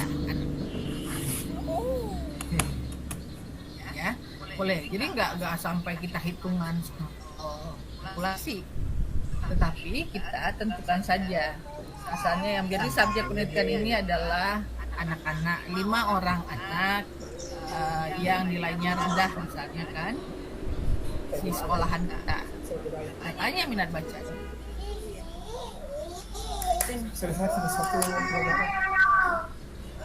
Jadi ketika dia kualitatif riset, maka yang kita tanyakan itu adalah anak-anaknya. Tadi kita tanyakan tentang guru ya, tanya ke gurunya. Yang menjadi subjek itu adalah anak, kemudian guru, kemudian tadi kan kita juga kualitatif ada lingkungan ya. Nah, itu juga kita jadikan sebagai subjek penelitian, sebagai informan, sebagai sumber data. Nah, kalau nanti penelitian tindakan kelas itu juga sama. Yang kalau PTK maka subjeknya itu adalah siswa yang ada di dalam kelas kita tempat kerja. Jadi tergantung nanti teman-teman metodologinya apa, maka subjek penelitiannya akan berbeda. Oke ya. Nah kemudian prosedur penelitian ini kan dia PTK nih. Kalau PTK, tapi kan nggak semuanya PTK. Ada yang ada yang tadi kualitatif riset. Jadi prosedur penelitian kuantitatif riset itu kita jelaskan apa pemilihan sampel, pemilihan populasi, pemilihan sampel, bagaimana cara menghitung sampelnya, kemudian uji apa yang akan kita gunakan untuk melakukan analisis data. Itu dibuat di sana. Jadi nanti subjek penelitian, prosedur penelitian tergantung dari jenis penelitian yang akan kita gunakan. Kemudian metode penelitian data juga, metode pengumpulan data juga sama. Tergantung dari jenis metode penelitian yang akan kita pakai. Kualitatif, kuantitatif, atau mau atau mixed method. Ya, analisis data juga sama. Jadi yang paling penting kita tentukan pertama kali itu adalah setelah latar belakang itu adalah mau menggunakan metode penelitiannya apa. Oke ya. Nah, setelah itu udah tulislah hasil penelitian. Gampang kan? Begitu doang. Hanya 5 bab. Jadi hanya 5 bab. Ya. Jadi 5 bab. Pendahuluan bab 1-nya latar belakang, rumuskan masalah, tujuan penelitian. Kemudian kajian pustaka, kemudian metode penelitian, hasil penelitian dan pembahasan, kemudian simpulan dan rekomendasi. Hanya 5 bab saja. Ada pertanyaan? Gak susah kan?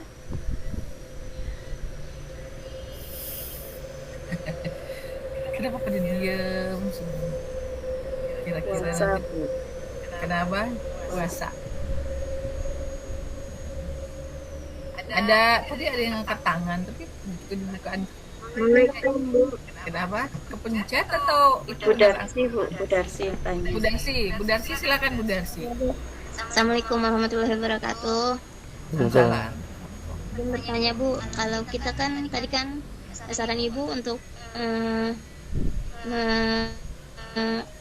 satu KKM kayak gitu. Terus itu sekolahnya itu disebutkan satu persatu atau cuma jumlah siswanya aja ya Bu ya? Kalau dalam penelitian proposal ya, dalam proposal penelitian maka nama sekolah dan jumlah siswanya harus disebutkan. Tapi nanti dalam publikasi itu tidak boleh disebutkan nama sekolahnya, itu rahasia. Jadi sekolah X dalam satu gugus yang terdiri dari sekolah A, B, C, D, E. Kalau publikasi, jadi kalau publikasi itu nggak boleh menyebut nama sekolah orang. Jadi cuma siswanya aja gitu ya Bu ya? Nah, tapi dalam proposal semuanya harus lengkap dalam proposal ya. Jadi nanti teman-teman akan membedakan proposal dan publikasi. Sampai ke penulisan penelitian itu boleh kita sebutkan nama. Jadi nama sekolah misalnya sekolah madrasah ibtidaiyah A, jumlah siswanya yang kelas 3, yang 45 kelas 56 ya, itu misalnya 51. Madrasah ibtidaiyah berapa jumlah siswa? Itu divisi. Terus tulis jumlah populasi itu misalnya dari 10 sekolah, maka populasi yang kita peroleh itu adalah 500 siswa. Nanti dihitung, ada metode cara menghitungnya, berapa dari populasi yang ada itu berapa sampel yang mau kita. Ada di teori untuk penyampelan. Iya Bu. Pertanyaan lagi? Udah paham tentang metodologi? Kita lanjut ke kualitatif ya.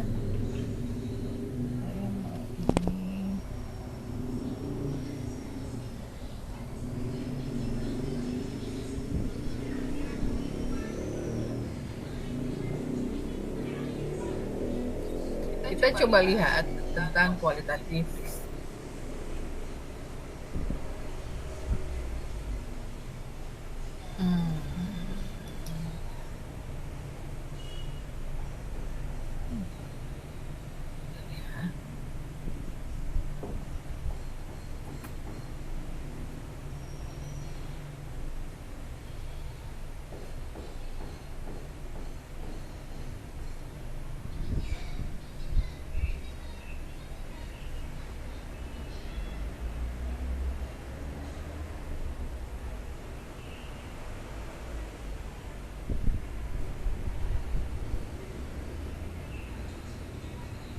Nah, ini sebenarnya ada yang mau saya kasih lihat. Tadi tentang literatur review.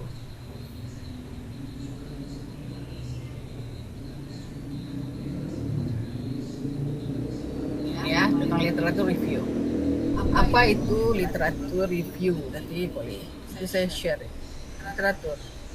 Literatur review itu adalah bagian penting dari metode research. Ya.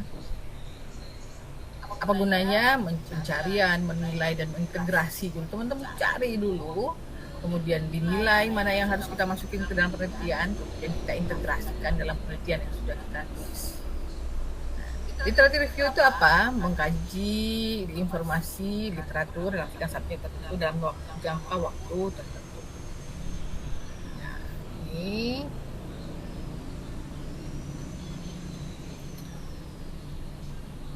tujuannya apa? Mengidentifikasi informasi yang relevan, mengevaluasi, ya, menemukan network hubungan antara satu teori dengan teori yang lain, membangun platform pengetahuan yang ada. Jadi kita tahu, oh ternyata menurut teori itu wajib, tapi ada yang mengatakan bahwa itu nggak wajib. Kita baca semuanya. Jadi teman-teman sebelum penelitian baca. Ya, nanti saya kasih. Cara membuat literatur review, buat sinopsis terlebih dahulu. Teman-teman bikin sendiri. Kemudian buat pengorganisasiannya. Jadi sudah ada sinopsis, tulis ini setuju, ini nggak setuju. Oh, ini setengah-setengah setuju. Nah, itu dia organisasi tematik. Kemudian baca lebih banyak. Ya, tulis bagian-bagiannya. Jadi teman-teman tuh kalau membuat letter review itu kayak gini, tulis. Ya, kemudian diintegrasikan.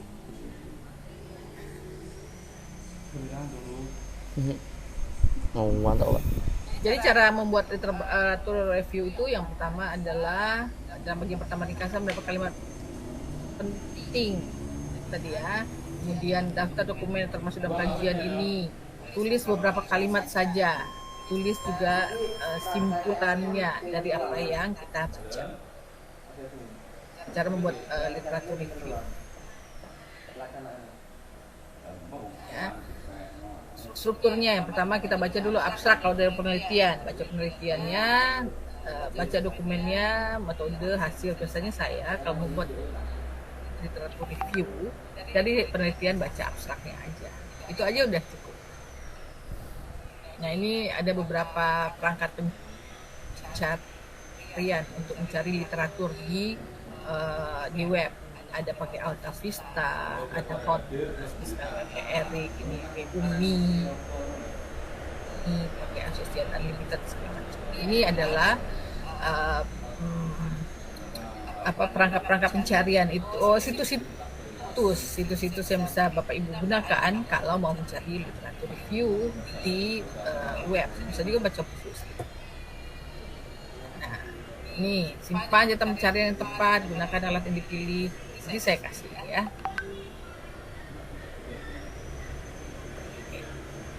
Nah, kita akan bahas ini tentang penelitian kualitatif. Jadi teman-teman, tadi kita katakan bahwa kalau dalam penelitian kualitatif, teman-teman itu harus kuat di dalam teori. Ya.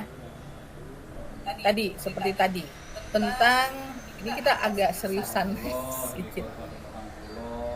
Seperti tadi tentang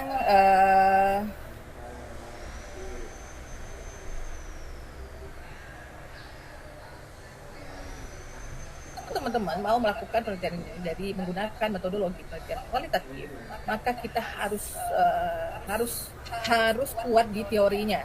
Teori apa? Bukan teori penelitian kualitatifnya, tapi teori tentang minat baca. Itu teman-teman ya kayak tadi yang sudah ditulis, sudah punya review, literatur review dulu terlebih dahulu tentang minat baca, bahwa minat baca itu penting, bahwa minat baca itu berpengaruh terhadap ABC. Saat ini minat baca itu rendah. Hal ini terlihat dari anu. Penelitian menunjukkan bahwa minat baca anak-anak itu sekarang rendah, sehingga berpengaruh terhadap apa? Nilai-kah, apakah? Tapi teman-teman juga harus kuat dalam penelitian dan dalam teori bahwa minat baca itu sangat penting dimiliki oleh anak-anak, terutama untuk anak-anak yang berada di kelas tinggi ya namanya ya, kelas 456 itu ya, kalau namanya kelas tinggi bukan? Nggak ada ya, nggak ada pembagian. Bu, apa?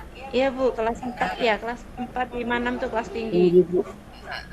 Jadi kita harus punya teori yang kokoh, yang yakin betul, hakul yakin bahwa minat baca itu memang penting. Teori-teori itu harus kita pegang. Jadi teman-teman kalau mau melakukan penelitian kualitatif nggak kuat di teorinya jangan usah.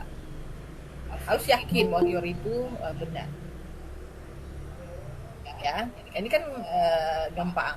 Penelitian teori tentang minat baca. Harus kita baca semua teori itu tentang minat baca. Ya. Kemudian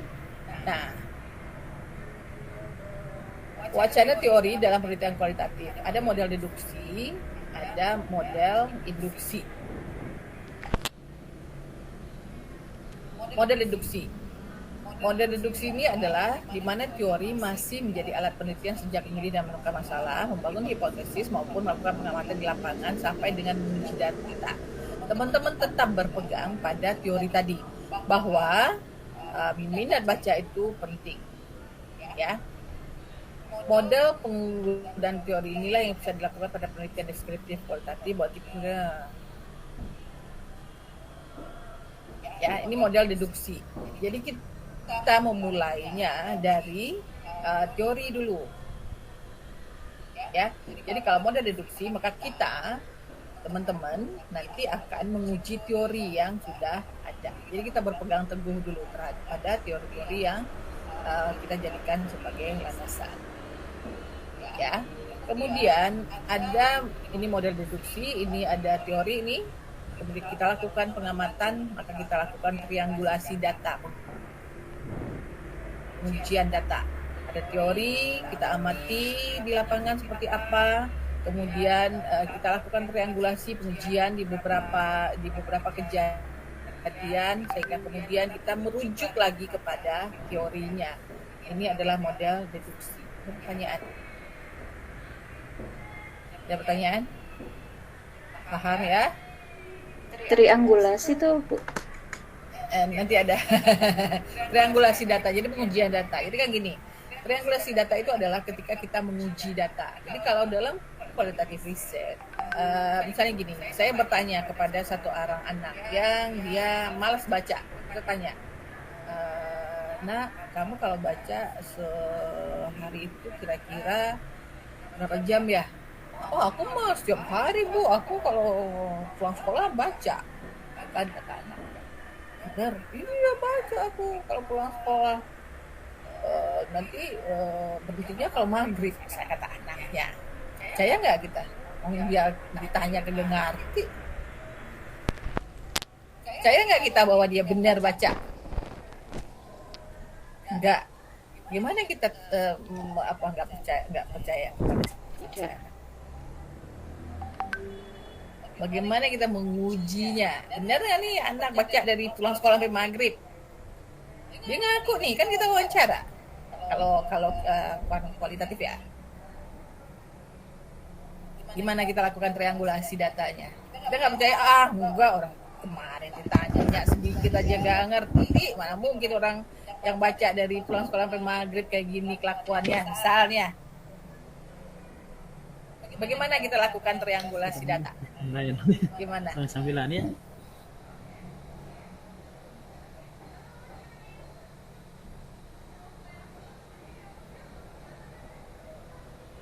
Orang tua. Tanya ke orang tua, main mulu, Isa baru pulang.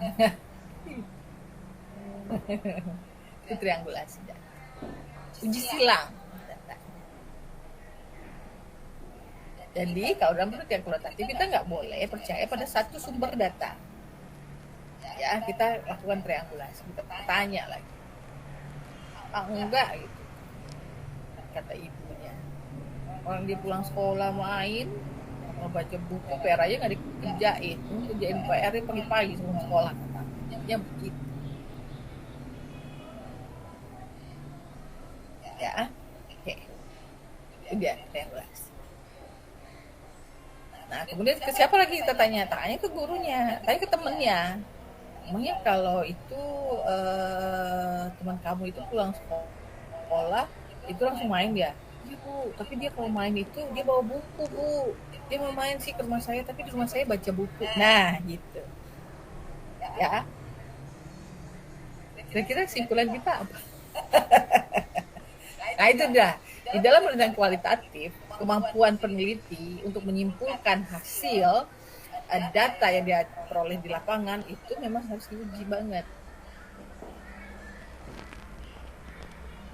Ya, kira-kira simpulannya apa tuh kayak gitu?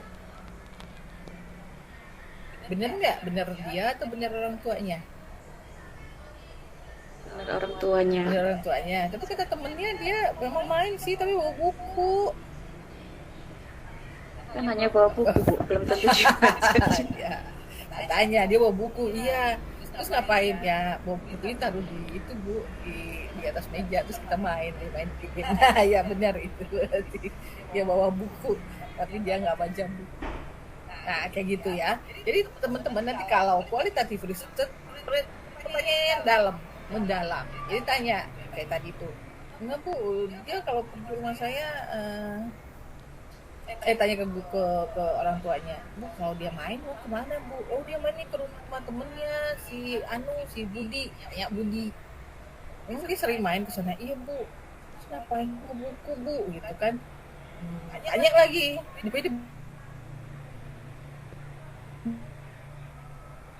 dia tidak membaca buku itu dari pagi sampai maghrib.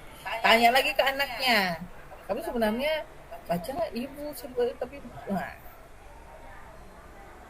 itu dia. Kita ini apa namanya? Tanya lagi sampai pada satu simpulan. Pada akhir jawaban kita menemukan bahwa iya atau tidak, benar atau tidak keterangan yang disampaikan oleh si narasumber kita itu informan. Jadi kalau kualitatif riset itu kayak ibu-ibu lagi ngegosip gitu, jeng bener gak sih ini gitu kan, ini si Anu katanya dia kawin lagi, enggak itu mah saudaranya gitu kan. Tanya lagi ke ibu-ibu tetangganya, ibu itu yang datang gitu, saya istrinya bukan sih, bukan itu ya. Tanya ke istrinya, enggak orang itu dia kawin lagi kok, nah gitu. Dia kayak ibu nanya ke sana, nanya ke sini, sehingga kita menemukan kalau dalam bahasa kualitatif riset itu sampai datanya itu jenuh. Jadi sampai semua orang menjawab pertanyaan sama, bukan itu bukan istri baru, itu sepupunya. Sepupunya terus jauh baru ketemu. Jadi kelihatannya nggak pernah terlihat di sini. Saudara juga banyak yang kenal. Nah itulah, artinya itu sampai pada satu simpulan, sampai pada data itu menjadi jenuh. Bahasanya itu data menjadi jenuh. Itu ya, kalau kualitatif.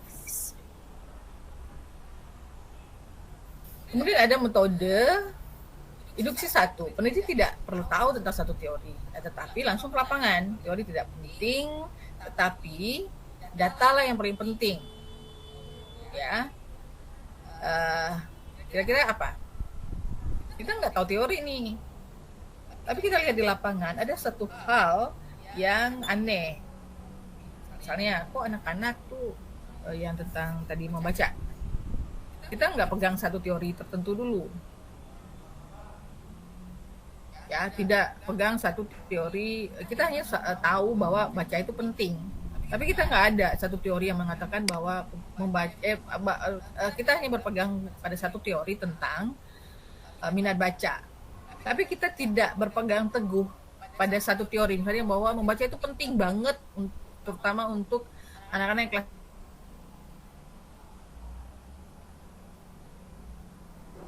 pada teori bahwa membaca itu penting banget, terutama pada anak-anak yang usianya pada kelas tinggi. Tapi kalau yang metode induksi kita hanya tahu bahwa tentang teori baca aja.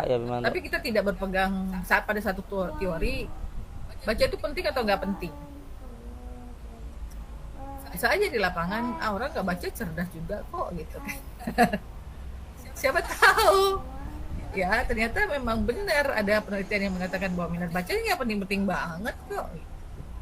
Yang penting itu adalah kemampuan mendengar, malah tidak membaca. Kita tahu hasil penelitian yang di lapangan seperti itu. Ya kita kan nggak tahu fenomena yang di lapangan seperti itu. Itu dia penelitian induksi. Jadi kita tidak dulu berpegang bahwa minat baca itu penting, apalagi untuk anak yang usianya di kelas anak-anak yang di kelas 3. Tapi kita lihat fenomena di lapangan. Terus kita uji. Kita lakukan seperti tadi. Ya, pengamatan, wawancara, triangulasi lagi. Ya, ini dia. Jadi nggak ada teori, kita nggak berpegang teguh pada teori, pada satu teori ya.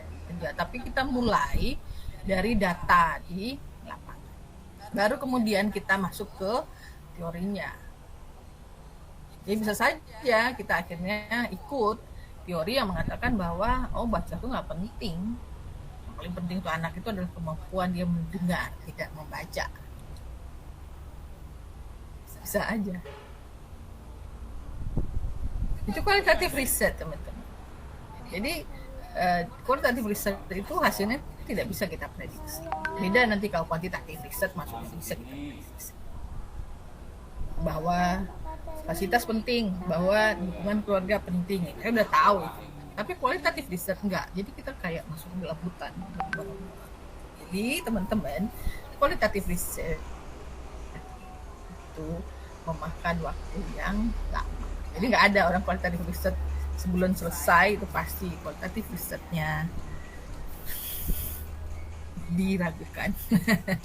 Jadi kualitatif research itu teman-teman banyak dilakukan oleh orang-orang sosiolog ya. Kayak misalnya mereka mau meneliti tentang orang-orang Baduy. Mereka hidup dulu di situ, berbaur di situ, ada yang nikah di situ, punya anak dulu di situ, baru dia berani menulis tentang suku Baduy. Itu dia kualitatif research. Jadi benar, kita jadi peneliti itulah yang menjadi instrumen. Beda tadi kalau kuantitatif ada instrumennya, ada angket, ada segala macam. Tapi kalau kualitatif research, peneliti yang menjadi instrumen. Peneliti yang menentukan apakah data ini sudah jenuh atau masih perlu data lain.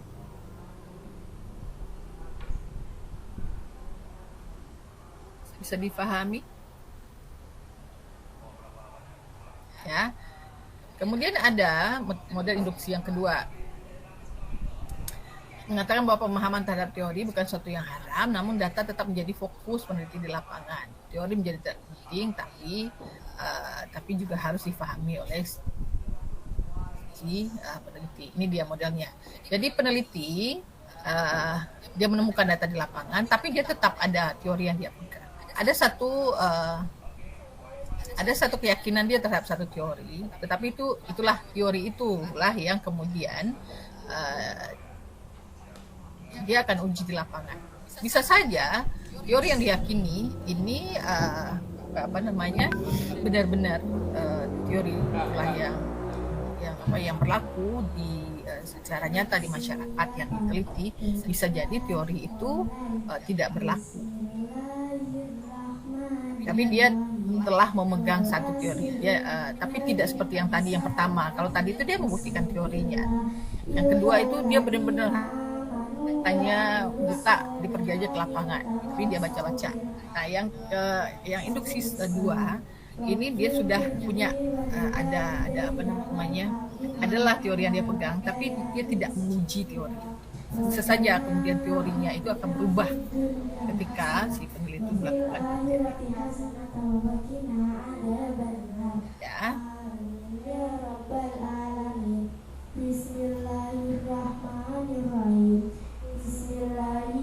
Nah, jadi argumentasi ada pendapat pertama, tetap ada ketakutan bahwa teori akan mencemari data sebelum proses analisis dilakukan. Ya.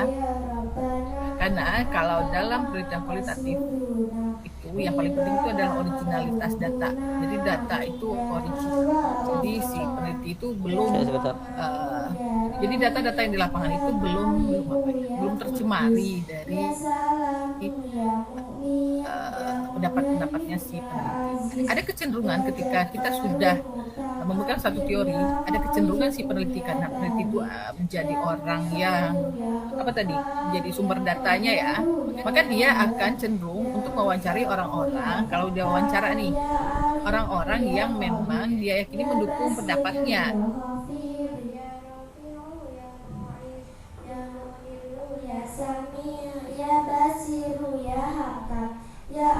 Misalnya pendapat itu adalah baca dan nilainya rendah, sehingga kemudian teorinya kalau anak yang malas baca itu memang nilainya rendah. Ya, karena dia ingin teori yang dia yakini itu memang terjadi di lapangan. Jadi sudah tercemari dulu ketika mencari informan, jadi tidak ada unsur subjektivitas. Nah, tapi kalau yang metode induksi yang pertama itu benar-benar karena tidak ada teori yang diyakini oleh si peneliti, maka dia cari di lapangan datanya acak. Jadi anak-anak yang pintar juga ditanya, anak-anak yang mempunyai nilai minat baca rendah ditanya, tapi tidak kemudian menggiring. Kualitatif riset kadang-kadang orang mengatakan bahwa itu mah dengan opini saya. Bisa nggak? Bisa.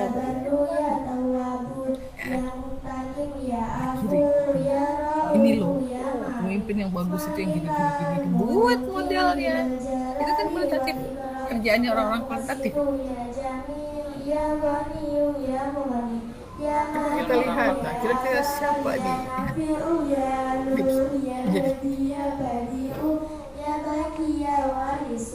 Ya, teorisasi penelitian kualitatif,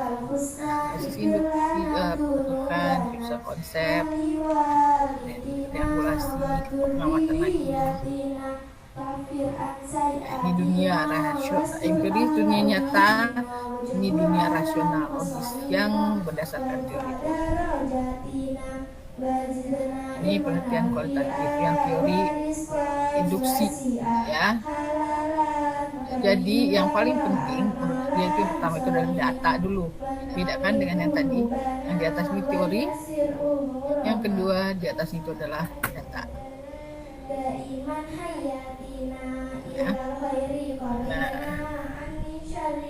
kemudian kategori model akhir penggunaan teori. Teorinya itu bisa teori itu diterima, atau kita mendukung teori, atau kita memperkuat teori.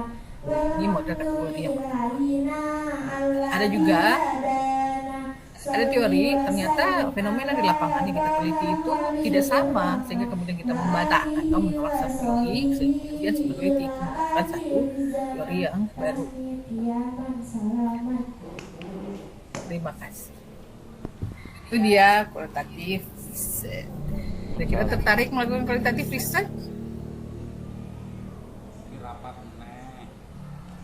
Ya, tertarik. Bagus.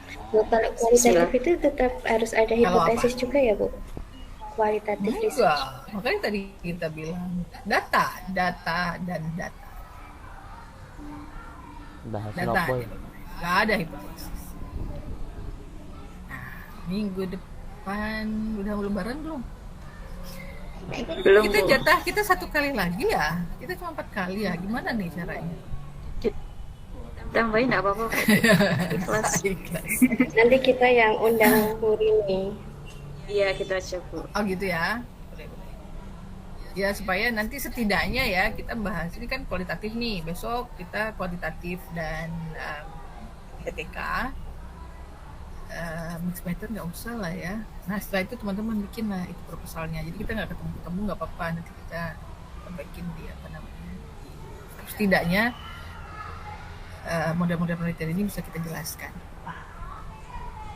Oke ya. Bentar lagi diputus nih kita tanpa aba-aba nih. Sampai jam berapa Mbak Anis? 10.30. Oh sampai 10 pas, Bu, tapi bisa lebih kok. tapi tiba-tiba mati maksudnya. Iya. Tiba-tiba dia mati sendiri aja. Enggak, Bu, ini. Oke ya. Baik teman-teman, ada pertanyaan sekitar penelitian kualitatif dan tadi metode metodologi. Kakak coklatin. Jadi inap-inapkan lah selama seminggu ini. Sinaria mana? Sinaria masa. Pencet. Iya, Bu. Kepencet. Ya. Oh, kepencet. Jadi lebih mudah ya. mana, Bu, pakai kualitatif atau kuantitatif? Oh, kita lihat minggu depan. Ini kualitatif nih, data, triangulasi ya kayak tadi itu ya. Kemudian mencari data itu sampai jenuh. Dan harus enak pintar kualitatif mengambil simpulan. Kuantitatif dan untuk SPSS barang. Pengaruh. Tidak boleh penggiringan opini. Itu kualitatif. Kalau Tin, kakak harus medal. Minggu depan kita lihat.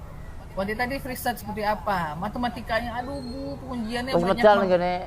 Ingat ya, itulah kuantitatif. Ada lagi penelitian PTK. Yo Bu, banyak banget kerjaannya. Itulah penelitian PTK. Terserah aja teman-teman. Jadi kualitatif. Kalau mixed method saya sih nggak melanjutkan. Untuk S1 ya, dari S3. Saya dulu pakai kualitas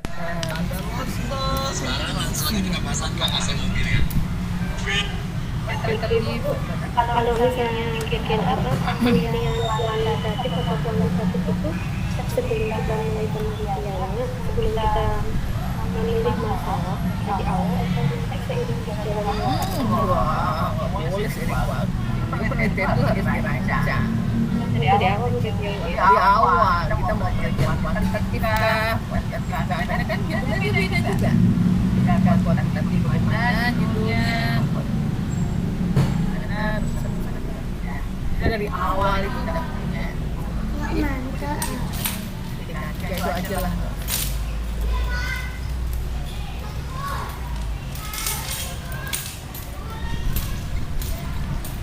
Ya, dibaca.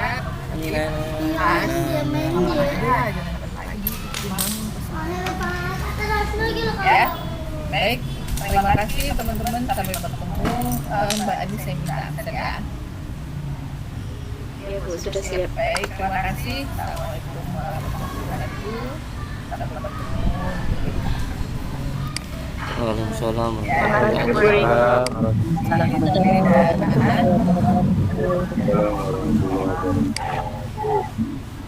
Waalaikumsalam warahmatullahi wabarakatuh.